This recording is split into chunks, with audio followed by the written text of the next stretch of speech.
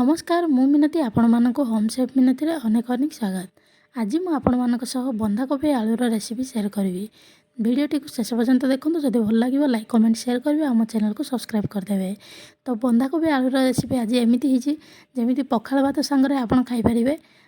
जदि क्या खाइबार बंधाकोबी खाइबार पसंद नथिबो से भी खाइबा बहुत भाव में पसंद करिवो। तो चलते स्टार्ट करवा आज भिडियोटी। बंधाकोबी को ये मुझे छोट छोट काटी छोट माने बेसी छोट ना टिके लंबा रही आ बहुत पतला रही। पतला भाव में काटे छोट काटतु कि लंबा काटतु जहाँ भी जमी भी काटिले चलो किंतु पतला होता दरकार। आपको भल भाव में धोईदेवे जमी यार पानी बिल्कुल भी रही सबुतक पानी निगाड़देवे। तापर सेमती आलू को भी पतला आ छोट भाव में काटी मु आर भी पानी बिल्कुल भी रहा आवश्यक नुहे कहीं पानी रहिले भल हेनी। आर जी मसला पड़ला सांगे पड़िया सांगे स्मूथ हो जाए पानी भी बाहर जाए। तेणु प्रथम आम गोटे बड़ गोटे नहीं थाली नहीं जावा थाली नहीं कि आम से सबुतक बंधाकोबी को ऐड करदे जी धोईकी आम रखी थे। तो आर किसी भी पानी ना देखो पूरा सुखिला हो रही मुझे बहुत घंटाए पूर्वर ही आपको छाणिकी रखी मुझे। आम एड करवा जो आलू काटिकी रखीचे से सब आम ए पकईदे। आलू पकई सारापर आम ए पियाज पकईदे। पियाज को देखो एमती लंबा लंबा आउ पतला काटी जमीती कि एथिरे मिसीज जमी बंधाकोबी आलू सहित मिसीज कंचा रही कि गोटा भी रही। तापर एथिरे मु अदा रसुण छेचा देइछि बहुत बढ़िया बास्ना हम आ स्वादिष्ट हम से देइछि। तापर कंचा लंका को आप नहीं पारे काटिकी नहीं पारे कि छेचिकी भी पकई पारे आर स्वाद बढ़ाई। जीरा हलदी गुंड लंका गुंड मसला गुंड सब पकईदे एथिरे। तापर आम एथिरे किछि चाउल गुंड देदेबा गोटे रु 2 चामच देदेबा। आपन चाहिए कॉर्नफ्लोर भी दे पारिबे। चाउल गुंड रे एटा टिके माने एमती लागिकी भाजी रही।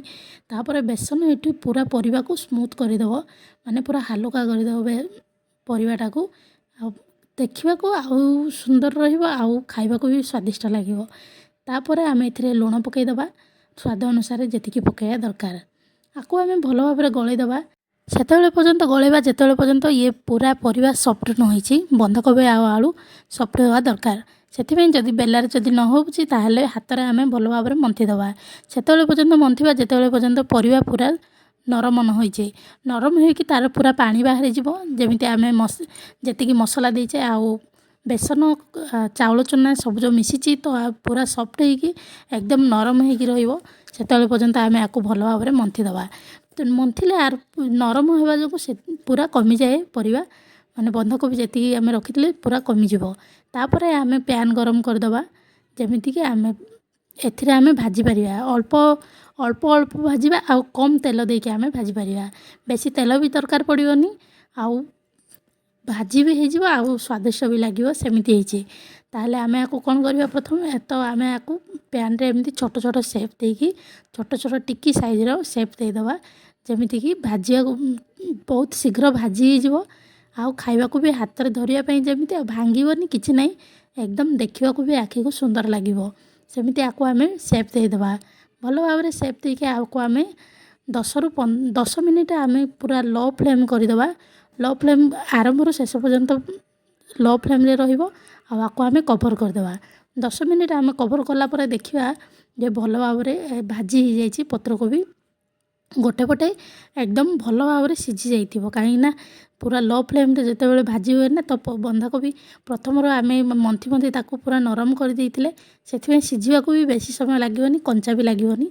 तो सेथिबे बोलिक आम भल भाव में मंथी देइथिले। तो देखंतु भल भाव में आम याकू देखो गोटे पटे कलर केमिति आसी जाइए एकदम देखा सुंदर होइछि आ बास्ना तो घरे पूरा एमती बास्ना भरीज एत स्वादिष्ट माने बहुत स्वादिष्ट आ देखा भी सुंदर हो। तो घरे जदि कहीं खाइबा को पसंद करंतिनी ताहले एमिति भाव में बनैकी दियंतु देखिबे निश्चित भाव में पसंद करेंगे खाइबा पसंद करेंगे आ सब बेले कहबे एमिति बनैबा। आज भिडियोटी केमिति लागला कमेंट रे निश्चय जणाइबे आ मो चैनल को सब्सक्राइब करने को जमारे भूलिएनी। पुणी आसबे आउ एक नुआ भिडियो रे। रहुछि जय जगन्नाथ।